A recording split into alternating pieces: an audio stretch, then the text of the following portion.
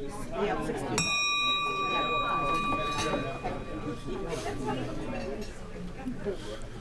Good morning, Rotarians and guests. Good morning, Ron. Welcome to the Rotary Club of Hudson. I'm Ron Strobel, the Sergeant at Arms. Our invocation this morning is by Jim Young.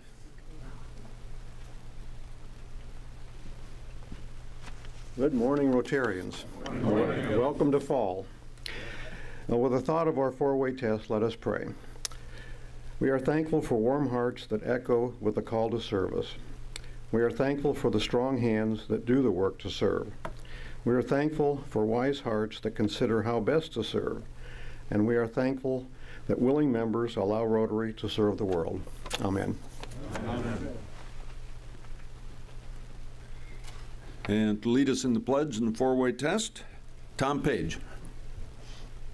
Try and get my blue badge. Pledge allegiance. I pledge allegiance to the flag of the United States of America and to the republic for which it stands, one nation, under God, indivisible, with liberty and justice for all. And following what Jim was talking about, the four-way test of the things we think, say, and do. First, is it the truth? Second, is it fair to all concerned? Third, will it build goodwill and better friendships? And fourth, will it be beneficial to all concerned? All right. Thank you, Tom. And now to lead us in the song, Chris Barker.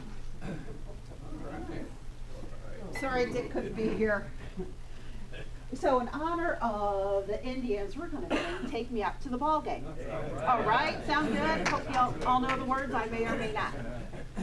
Take me out to the ball game. Take me out to the crowd. Buy me some peanuts and Cracker Jacks. I don't care if I never get back, for it's root for the home Indians. If they don't win, it's a shame.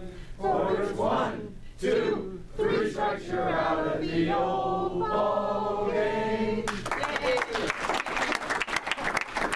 Thank you, Chris. And now our president, David Basil.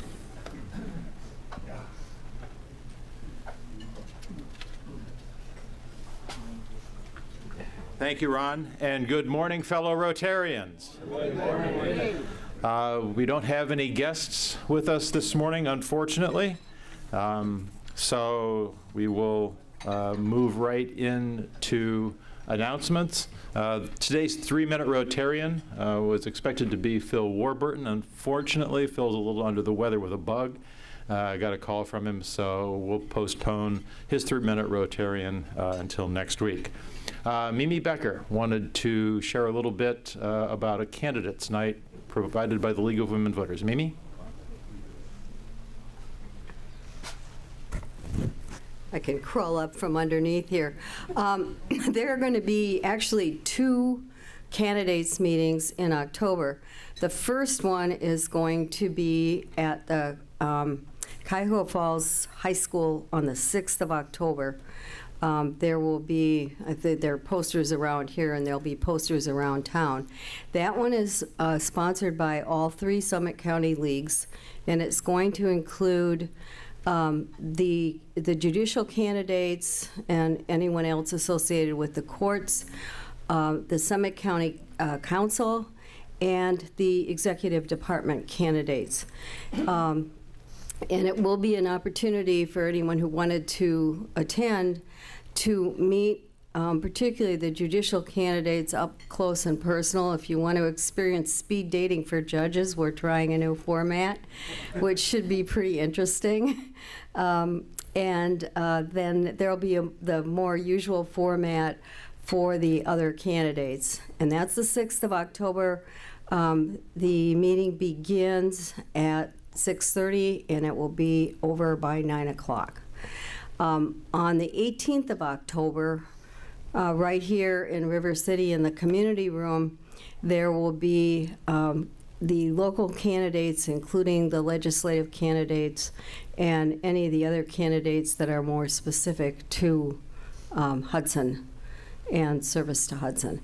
So you're all invited, and there will be publicity in the Hub and hopefully in the Beacon, but I thought I'd just get it out there because there are a lot of candidates at the county level this fall, and we thought this would be a good opportunity. I don't know whether I should say we're pleased that we do not have to have presidential candidates here this fall, but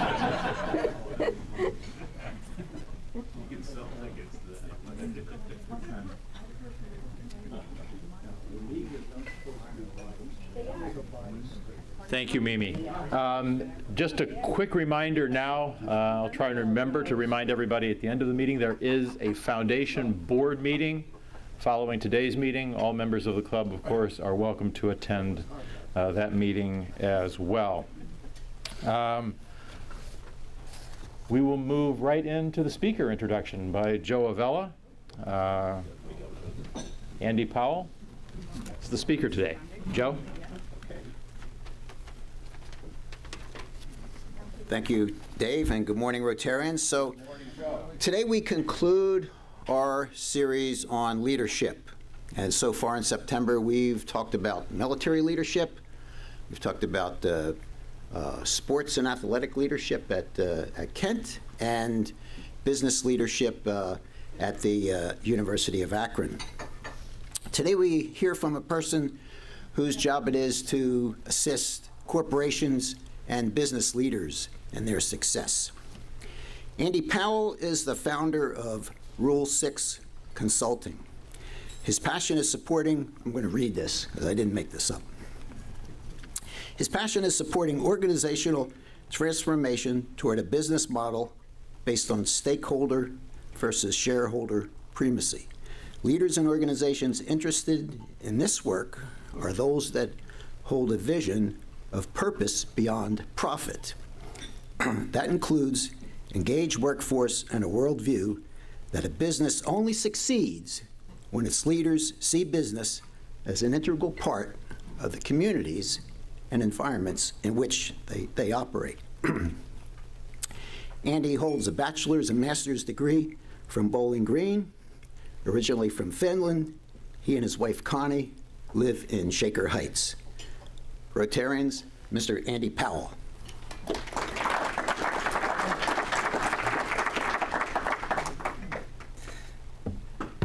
So I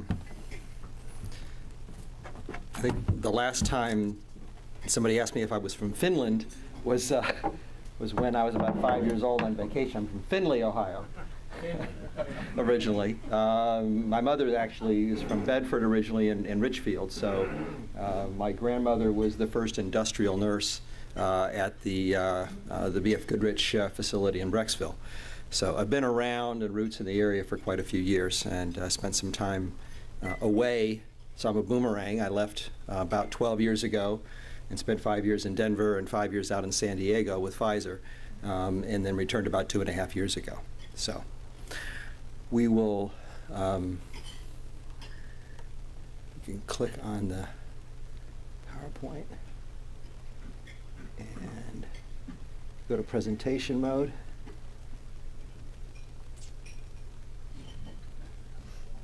Here we go. All right. So let's complete the sentence. Big business is, what comes to mind? Profitable. What? Trump. Necessary. What else? Successful. Risky. Complex. It is all of those things and more. So do I have, okay, great. Give you this. Oh, awesome. This will advance it, goes back, make sure you point it at the computer. Great, let's make sure we can go forward. Okay, so the question was, so who would have thought 2 months ago that we would have gone from this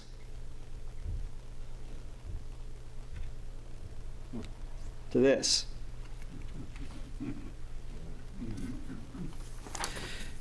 Wells is in illustrious company at this point. Two of these organizations I worked for, Exxon and Pfizer. And I would say they were actually very pleasant, successful, happy times that I spent. And I have no regrets about the time that we spent there. And one of the things that's kind of drawn me into this work is kind of having the experience of being in an organization where the people you know wake up every morning wanting to do the best job that they can, want to have a positive impact on their community, on the people they work with, on the environment that they're in, yet at times find themselves at the crosshairs of some pretty strong public outcry, and sometimes, many times over things that are very serious. And the question for me is kind of, how does that happen? How did things move that way? Well, many people will say now that it started with this guy. Does anybody recognize him? Milton Friedman.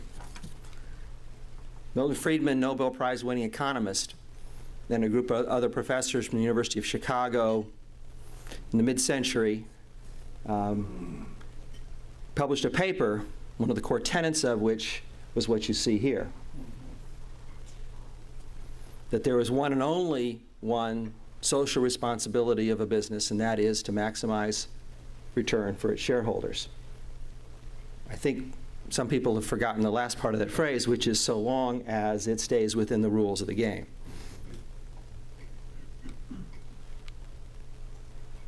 It's a solid principle, but it's been taken in many cases now to an unintended extreme.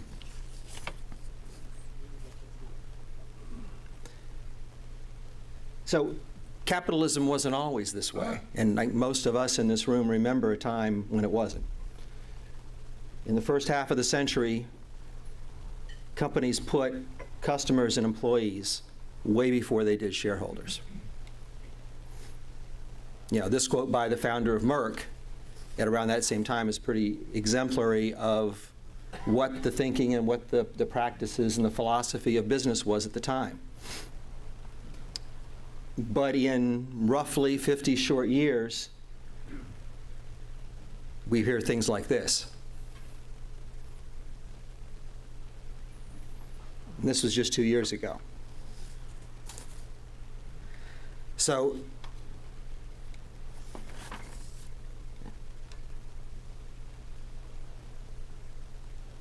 one of the things that's happened, and one of the drivers of the evolution that we saw during that period of time has been this focus on shareholder primacy.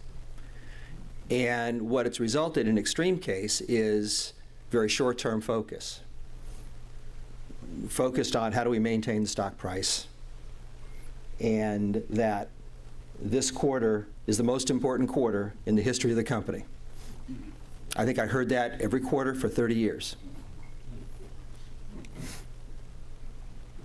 And if you didn't do that, odds are you would meet this guy, Carl Icahn. If you don't keep the stock price up, he or somebody else would find a way to do that.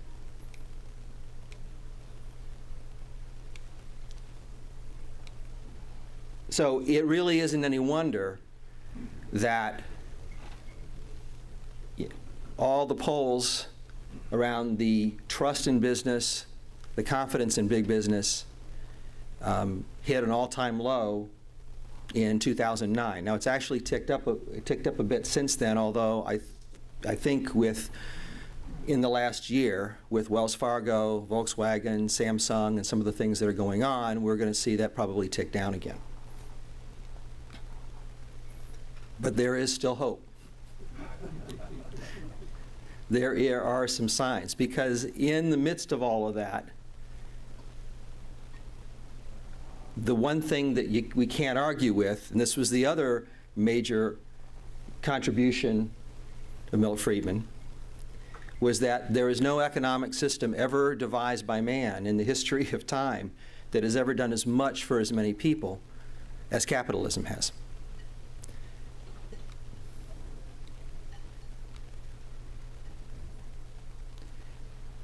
in the last 200 years of the last 2,000 years, we've seen GDP across the world increase by over 100 times. Per capita income has grown dramatically during that period of time. And think about this. In 1820, 85% of the world's population lived on less than $1 a day.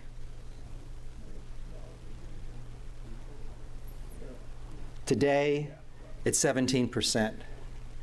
And it's not unrealistic at all to, if the trend continues, to say that we could eliminate poverty on the planet within the next 50 years. But it's not going to be easy. How many of you remember seeing this ad in 2011 around the holiday season? I saw a hand or two. You recognize the product? Patagonia. Who ran the ad? Patagonia. They were part of the Common Thread initiative, and one of the things that this is the information that they shared. This is what they communicated about their product. That to make that jacket, they had to use water that would meet the needs of 45 people. That there was 20 pounds of carbon dioxide released into the atmosphere, and the jacket left behind in its whole transportation from beginning to end 2/3 of its own weight in waste. So two things happened here, though, which was interesting. Now, the cynics argued that, well, this is just another marketing ploy, okay? But the people who knew the company and know the founder of it knew this was really who he is, and this is how he thinks and operates. And it still accomplished two things. One, it raised awareness around environmental impact and sustainability, and two, it raised the perception and confidence in the organization, and ultimately increased its business and sales. So those two things are not mutually exclusive. And I grew up and came up in industry at a time when conversations around sustainability and environmental impact were often held in conversations in terms of how do I balance that against our ability to make a profit and succeed as an organization. That's changing. And whether that's changing or not, there's one very critical reason why organizations need to start thinking this way. Because this is the workforce of the future. This is the workforce of today. And I have had 3 conversations in the last week with organizations, very successful local large organizations that are very much struggling with this issue because they do not have the reputation among the workforce as a place that does more than just produce a product.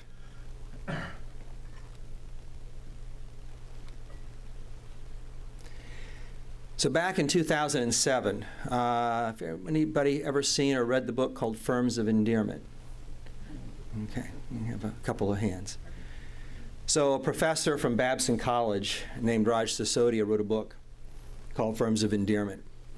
And one of the things that he did in the book, he focused on 28 organizations, many of the names we kind of know, Whole Foods, Starbucks, Container Store, JetBlue, some of these kinds of organizations. And he compared their financial performance over a 15-year period against the companies identified in Michael Porter's Good to Great. And the focus on Good to Great were organizations that did good business the right way. They streamlined, they did lean engineering, they did change management very effectively, they focused on successful business practices. The firms tracked and in Firms of Endearment, he looked at 2 things, passion and purpose. That's all, to put the companies on that list. Those companies performed 10 times better over that 15-year period than the companies in Good to Great. So in 2011, he wrote another book called Conscious Capitalism, which is, there's a Northeast Ohio chapter of Conscious Capitalism, of which I'm on the board.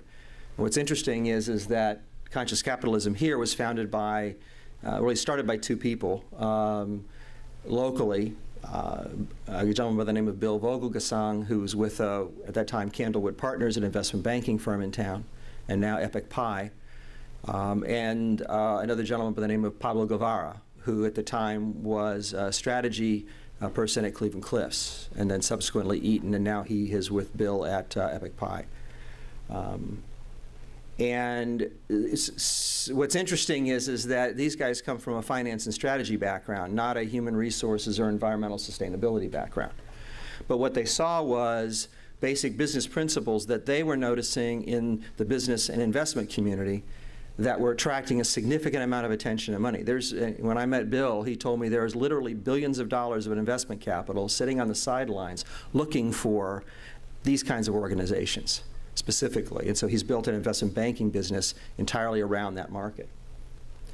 So I want to take each of these purposes, or each of these tenets of conscious capitalism in order here: purpose, stakeholder orientation, conscious culture, and conscious leadership. Purpose. And I think, purpose beyond profit is a very slight restatement of Rotarian purpose. What's the difference you're trying to make in the world? And it drives everything that you do as an organization. People want their work to have meaning. It isn't just to get a paycheck. And it's also a workforce that has the ability to do something different if it isn't happening. My generation, I don't think I felt quite that much freedom. But this workforce doesn't have those same kinds of restrictions.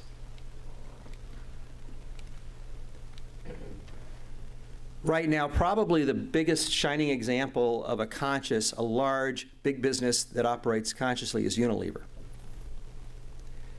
Okay. These goals that you see here, these are the fundamental strategic goals of the business. These are not their philanthropic tenets or principles. These are the central core focuses of the organization. The chairman, Paul Polman, a Belgian, actually, I was watching an interview with him at the Financial Times of London several years ago when they started a lot of this work. And what he said in that interview, one of the things he said and they talked about was the fact that when they decided to strategically move in this direction, they announced to their investor community they were no longer going to report quarterly earnings. So take us back to, this quarter is the most important quarter in the history of the company. They said, we're not going to report. The financials are out there so you can look, but we're not going to talk about it, we're not going to report it. They saw an 80% turnover in their investor profile.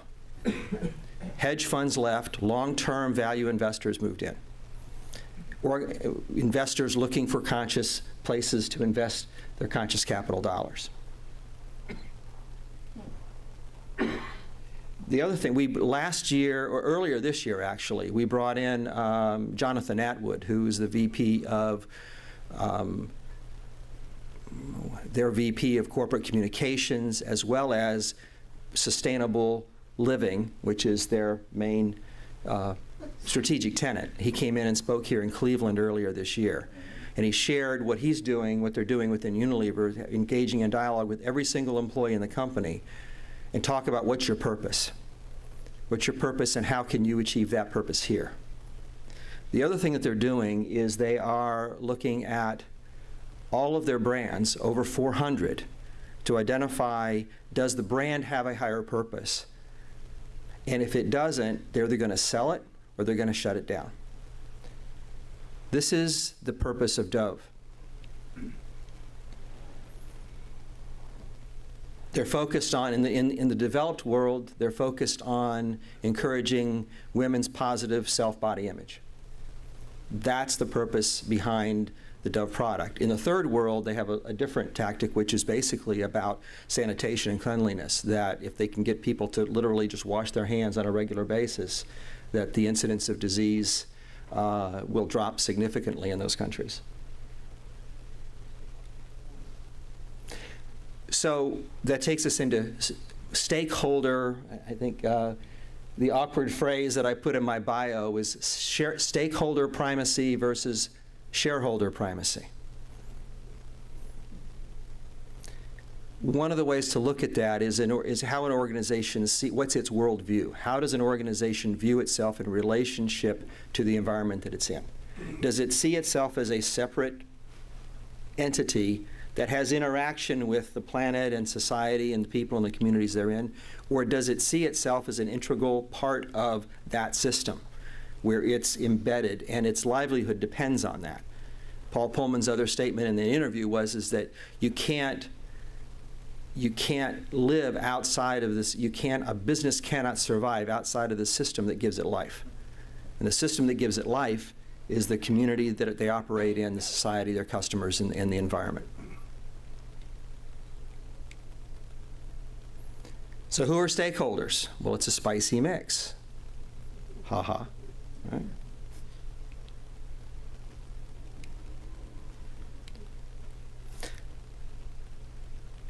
Managing multiple stakeholders, working with multiple stakeholders, is going to be one of the bigger challenges that businesses face going forward, if they're going to operate in the ways that we're talking about here. Yara is a Norwegian fertilizer manufacturer. So not one of the glamorous, it's not Whole Foods, it's fertilizer manufacturers kind of, we think of kind of on the bad side.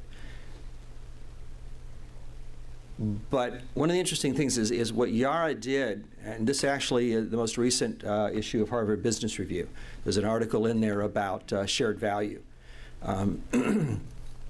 And the journey they describe is that in Tanzania, most of western Tanzania is actually very good agricultural land. But the farmers in those areas were not able to even operate at a subsistence level of living because there was no infrastructure. There was no roads, there were no electricity, there was no way to store grain or product or transport it to get it to the docks for shipment. And there was a government regulation that they couldn't export their food because the intent was right, because they wanted the country to hold on to their food to feed its people, but it had the opposite effect. They were not able to actually produce any food because they couldn't succeed. So what Yara did is they partnered with 68 other organizations. They didn't lead the product. The overall project was a $3.4 billion project. Their contribution was only $60 million. But what they did is they catalyzed this conflagration of stakeholders to work together and it was a 20-year plan, but in 3 years, most of it was accomplished. The road's been put in, the electricity, the transportation system, the storage, the laws, the government export laws were changed, and they did education and training in the country. Thousands of they call smallhold farmers are living well above a subsistence level now. They're able to send their kids to school and afford health care. That's a big deal. That's a big deal in that country. What did Yara get out of it? A 50% increase in sales. And among the other partners they invited in, they were not the only, they invited other fertilizer manufacturers, competitors, to be part of the process and contribute. And they also saw their sales go up. Okay, so now it brings us to leadership. And my guess is that you've heard many of these phrases maybe over the last several weeks with some of your previous speakers: authentic leadership, servant leadership, and so forth. The bottom line is, whatever you want to call it, there is a servant and caring capacity to leadership in conscious organizations. Great example of that is the Container Store. Their average salary for a floor salesperson in the Container Store is $50,000 a year. It's more than twice what a retail sales clerk gets in any other kind of retail environment. In the average retail environment, those employees get 7 hours of training a year. In the Container Store, in year one, they get 235 hours of training. Every year after that, they get 160 hours of training. And it's all around assembly, operation, how to give customers recommendations and solve storage issues at home. The payoff? They have a turnover rate of less than 10%. The average in the retail industry is 40 to 70%. And obviously, they get increased sales and increased productivity as a result. Kind of hard to read this. But Peter Drucker, if you've listened to Peter talk, he has a wonderful old accent. famously said, "Culture eats strategy for breakfast." So characteristics, the values of conscious organizations, these are, you'll run across this kind of language: trust, accountability, transparency, loyalty, equality. So in our own backyard, actually, when you start looking up who has very conscious, engaging cultures, Quicken Loans is often cited as one of the better organizations. Very high degree levels of employee loyalty and dedication. Dan Gilbert personally facilitates an 8-hour orientation program for every new employee. Now, probably not individually. My guess is they probably get them together once a year. And then, of course, Virgin Atlantic. And in the airline industry, candor, ability to have debate is critical. When customer satisfaction and safety are issues, you can't afford to have an environment where people are afraid to speak up. So why is all of this kind of happening now? And I think, I don't know if any of you heard the phrase conscious capitalism before today. This is just a fraction of the attention that, whether you call it purpose capital, triple bottom line, conscious capitalism is getting and has been getting in the business world going for many years now.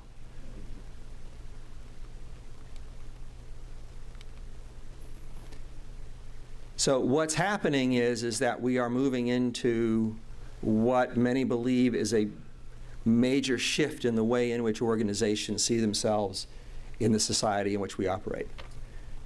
For the last several decades, we focused on intellectual capital once we got beyond product quality. Now we're moving into a sense of purpose capital, and the market's driving it that way.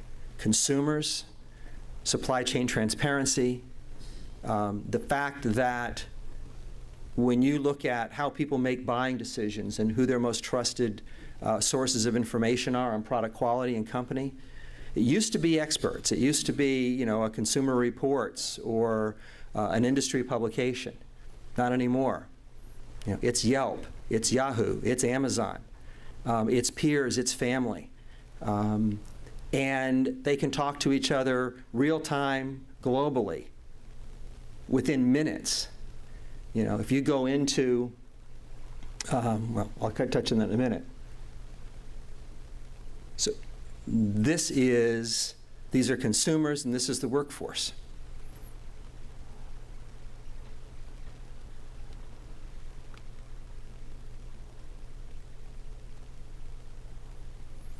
And like I said before, this is a generation that grew up watching their parents work for 3 or 4 or 5 other companies because of downsizings and restructuring and business closures.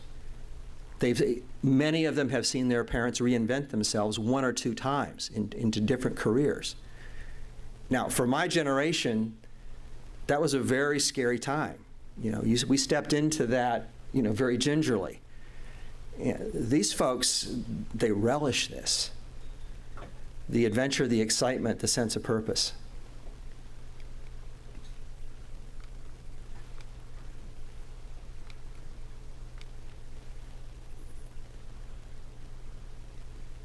I mentioned just before, this is, I won't go through this, but the bottom line is that companies that are trusted, and we find out by talking to each other over social media whether we can trust them or not, we make our decisions on whether we buy, whether we invest, whether we work, based on that information. The most trusted content creators, friends and family, and online search engines. And this is what I find the most hopeful, though. In spite of all of this and the history we have, 80% of people agree that businesses are going to be the key and most likely source of solutions to the biggest problems that we face in our society. The expectation is there. If you have I remember hearing somebody said, I'm not an expert on this, but the world hunger issue, it's not a food supply issue, it's a food distribution issue. You know, would you rather have Oxfam or FedEx or Amazon helping you with food, with distribution? You know, imagine if you took the intellectual capital of organizations that know supply chain, that know distribution, and put them on some of the biggest issues that we have around that subject, the dramatic impact it could have. But right now, the perception is leaders are not focused in the right places. We're still very much focused on short-term financial results. So we can blame Milt Friedman, we can blame the 25-year-old financial analysts on Wall Street, but somewhere in that process, we've kind of lost track of where we need to be, both as businesses and how we operate in society. So companies that focus on collective impact, and this is a quote out of the most recent issue of Harvard Business Review, they're going to find both business opportunities and social progress. This is no longer a zero-sum game. It is a both-and game. The data is real clear. So when corporations begin to see themselves as part of a living organism, the concepts like conscious capitalism will be much easier to accept. When we begin to see life as an interdependent mesh, we place survival of the human species on equal footing with economic interests in ourselves. We are living in a time where we have more opportunity to do more good than any generation before us. So the question is, how do we make that happen? We have the tools, we just have to somehow unleash our collective potential, and that includes engaging businesses. In fact, it relies on business being engaged in this. So I'm part of an organization, Conscious Capitalism Northeast Ohio. Our mission's been fairly clear, and what we were talking earlier today is that where we are now is we've been having conferences and talks, and people show up, and what they're saying is, okay, we get it, how do we do this? It's no longer an issue of kind of convincing people that this is the right way to go. The real challenge is, how do we make that transition? How do we change the culture of the organization? How do we change our business models so that we're able to do both of these things? Because the organizations that are going to, the brands, the companies that are going to succeed in the future are the ones who figure this out. The ones who don't are not going to make it. And when I think about Rotary and what you guys stand for, in fact, as I was kind of beginning to prepare for this, I was talking to my brother-in-law, who's the president of a Rotary chapter down in Charleston, South Carolina. And as I was explaining my talk, he goes, this is what we are about. This is where we are. And somehow, we're part of this, we're a potential catalyst for this kind of transformation. Okay. I don't know if I went over time or not. I probably did. No. But let me end it there and see if there's any questions.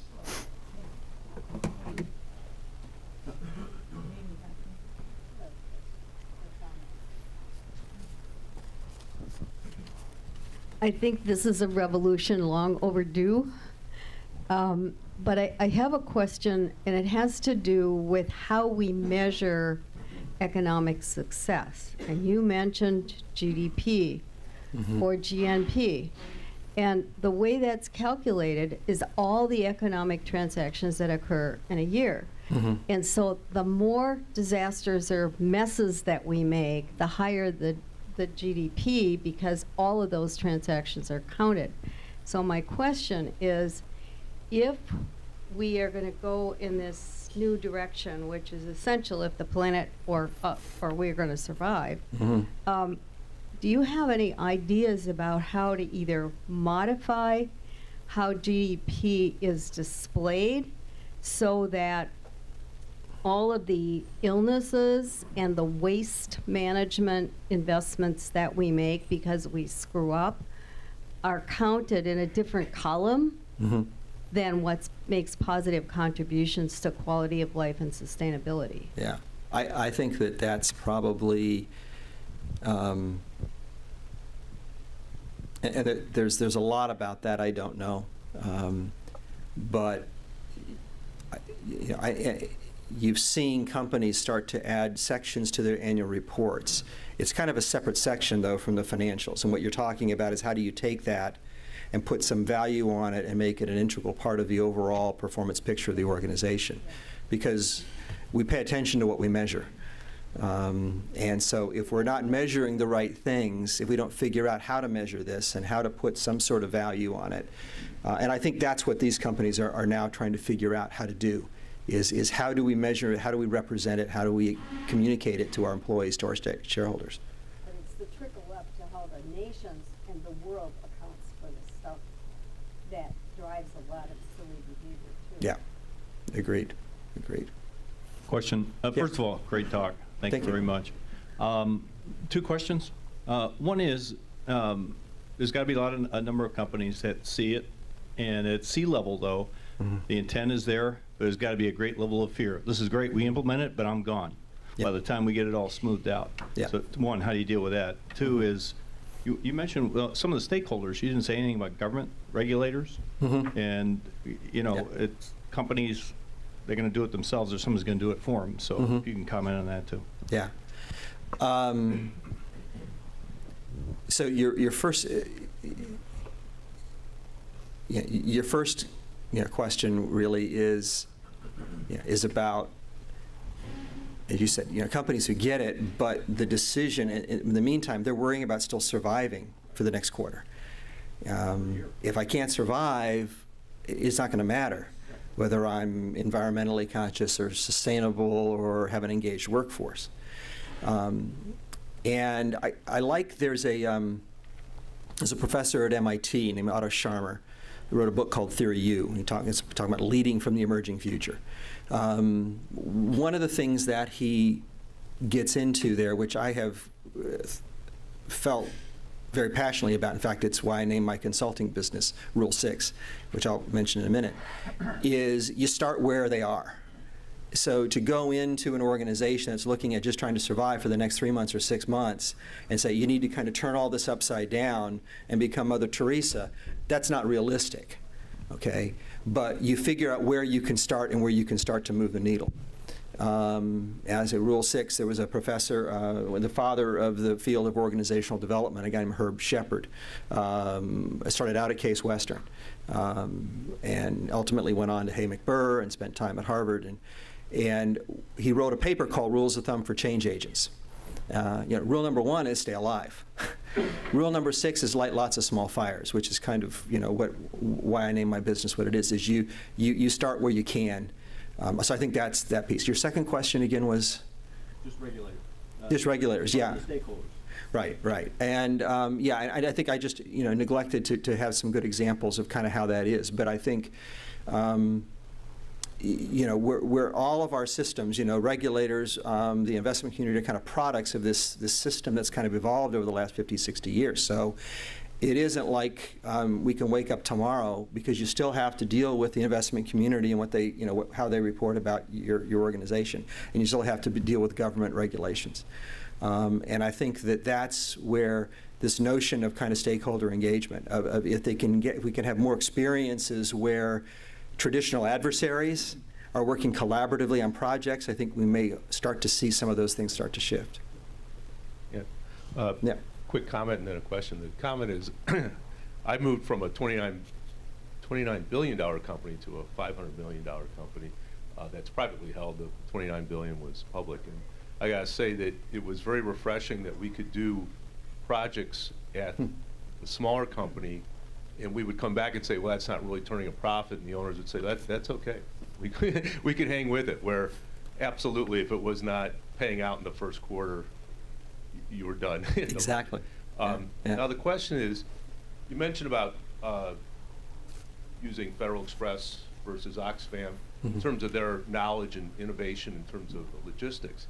So how do you, so that would be great to apply that, but how do you balance that if as we see public services being privatized, I can imagine a Federal Express or something like that going back and say, it's far more profitable to deliver to 22,000 Hudson residents than maybe 500,000 residents in a third world country. Right. And so how do we gain that private label expertise or private business expertise, but not all of a sudden, lose the ultimate purpose of what that service was supposed to be? Well, and I think that's probably the polarity that will always have to kind of be managed, because there'll be that temptation. I think, what you're seeing in the conscious organizations is they're recognizing they could be more profitable if they did other things, but they can be profitable enough and contribute, to the community and the environment, which ultimately is going to make them more successful long term. And there's also a kind of a core value there that the leader of the organization. So the risk you run is, depending on the leadership of the organization over time, they can lose sight of those core values and principles and kind of migrate back to, well, we can turn more money this way. And I think that what we believe may be the driving force is that these other stakeholders now are so much integrated into the process that there's an accountability that goes with that. Whereas a lot of these things are things that could be done without anybody kind of being aware, 50 years ago. There were decisions and investments, but now, it's kind of open to scrutiny and open to comment. So it's a challenge.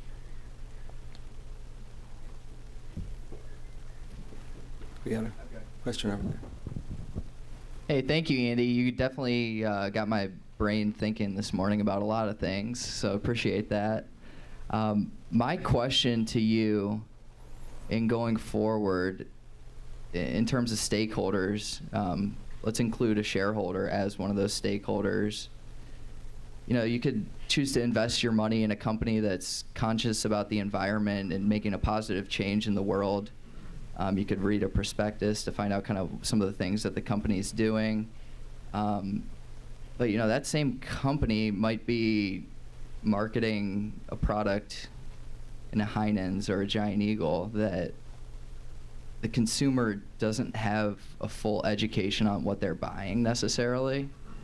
So going forward, how do you kind of merge the two, and how do you educate the consumer that's purchasing a product, and how do you get them to spend a little bit more on a product for the right reasons? Well, I think it's, my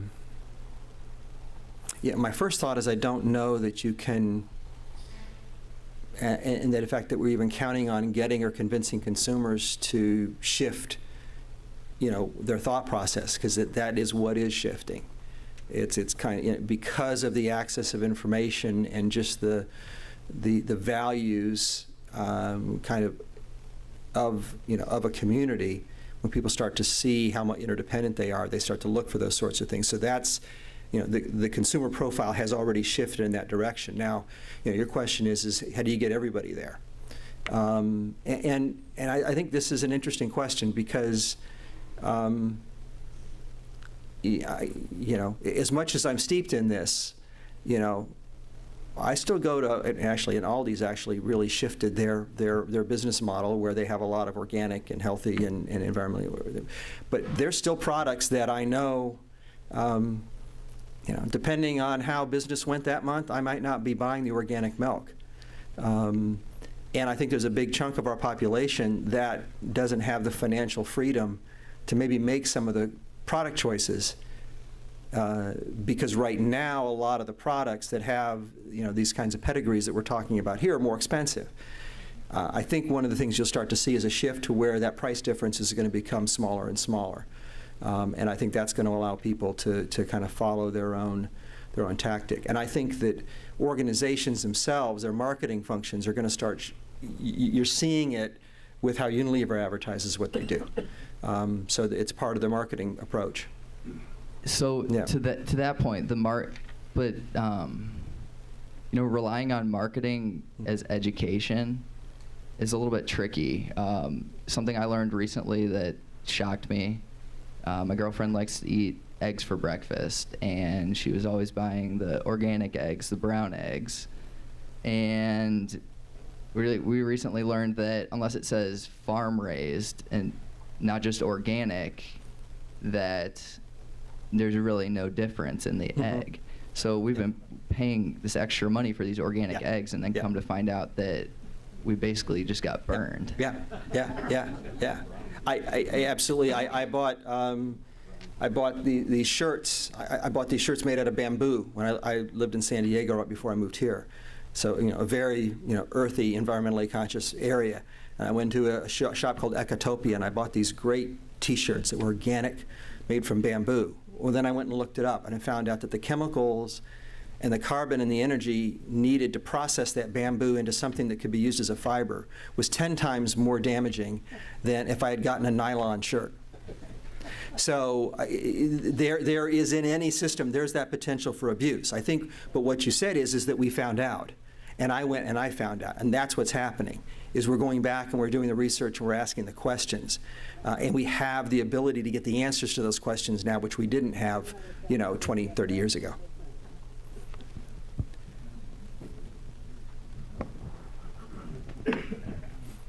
Hi, Andy. Thank you again for coming and speaking with us today. But it seems to me that one of our big problems over the last 15 or 20 years has been the labor versus management chasm has gotten bigger.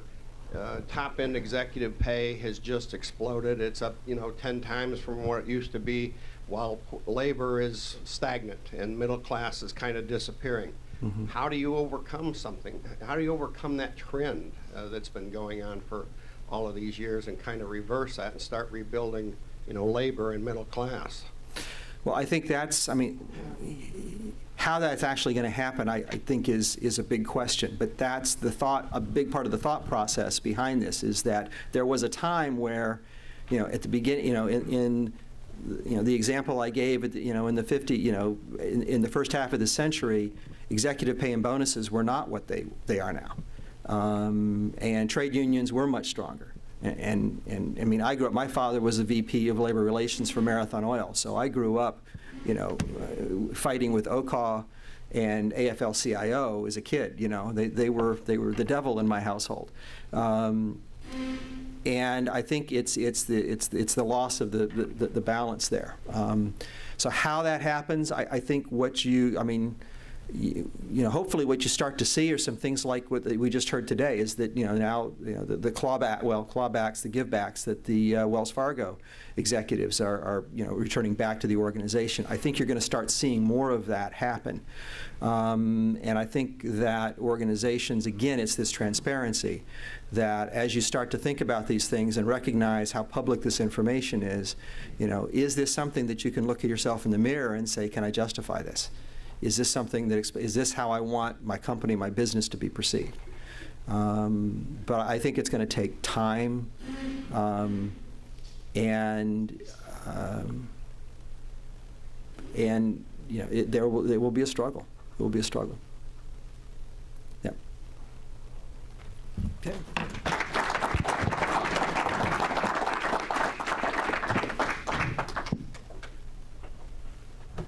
Thank you, Andy. Very, very interesting, provocative, and timely topic. So thank you for coming and speaking with us this morning. Just a reminder again, Foundation Board meeting immediately following this meeting. Thanks to our greeter this morning, Catherine Sines, the setup crew, Tom Page, James Field, Den Rich, and Ron Barnhouse, and Larissa Steiner, our service learning student for the month of September. Thank you very much, Larissa, for getting up at this early hour and joining us. We really appreciate your presence, and we'll look forward to perhaps seeing you later in the year as part of the service learning students. 2 days Rotobuck.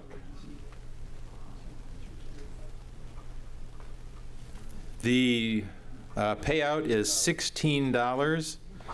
I don't have the jackpot number this morning, but as I recall, it has to be north of $524 because that's what I think it was last week, and nobody won. So, Andy, if you would do the honors of taking the winning ticket.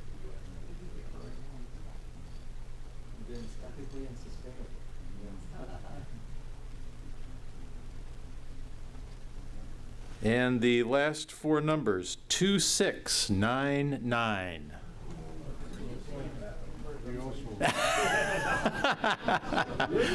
2699. That's you. I was looking at the one before that. And there is an example of service above self. Thank you, Joe.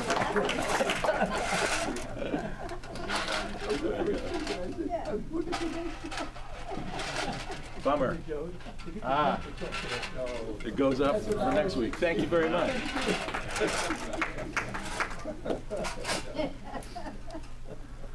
Okay. This morning,